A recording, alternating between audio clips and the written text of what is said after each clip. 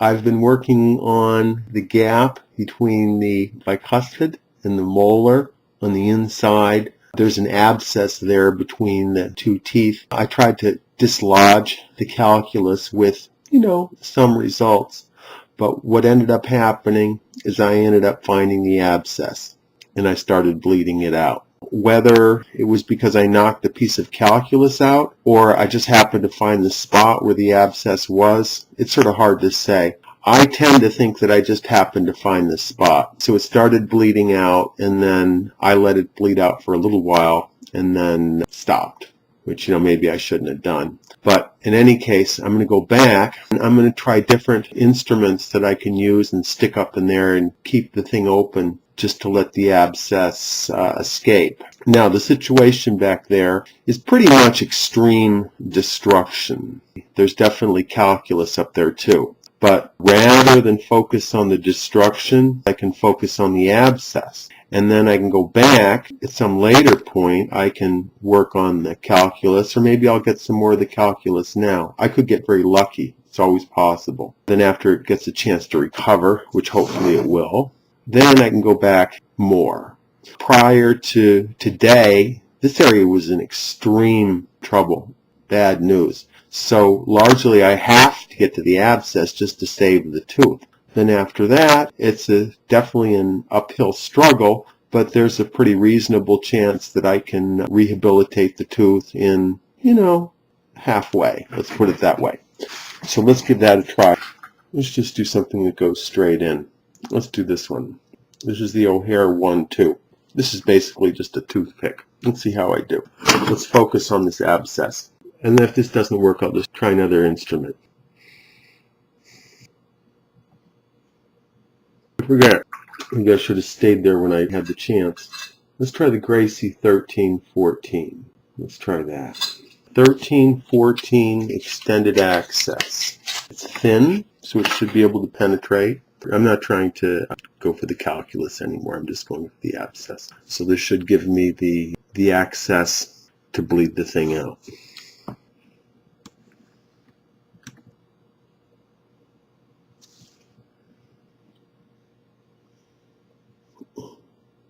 Okay, so what I'm going to do is I'm going to pretend to debride along the bone. And actually I could do some debriding, but the Gracies still work. At some point that will get me into the abscess.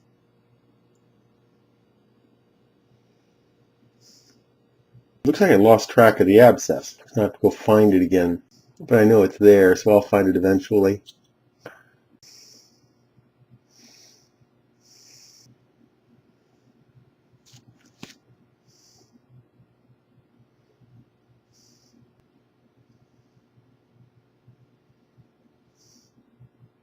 I'm just going to try to stay in here, and then it looks like what I got might have been it, and then I'm going to try to go around the tooth in this sort of interior passage.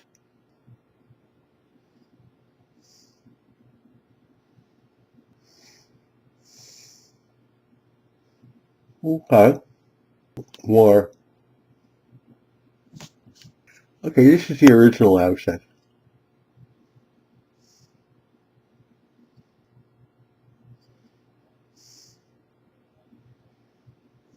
You're trying to go forward.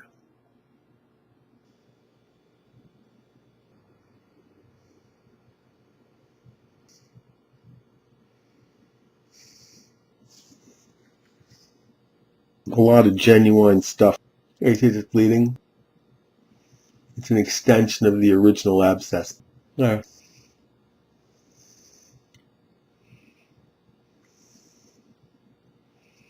As long as it's bleeding, I don't have to do anything.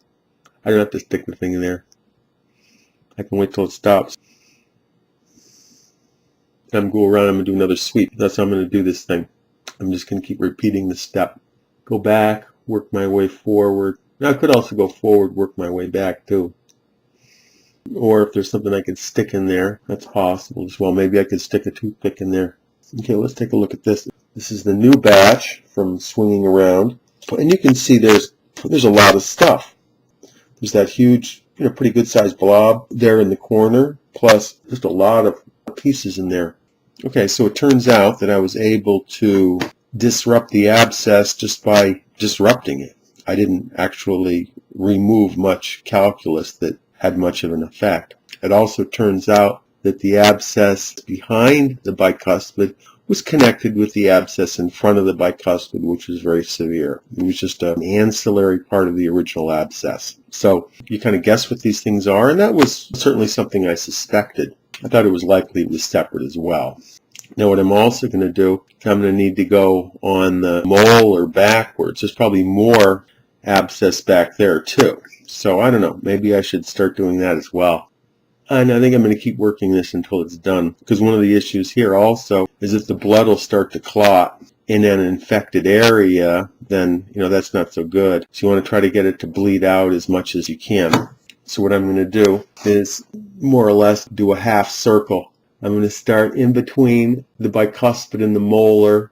Then I'm going to swing around in front of the bicuspid through the pocket that contains the abscess, and that should give whatever is in there a chance to escape, and then keep repeating this process until there's no more blood.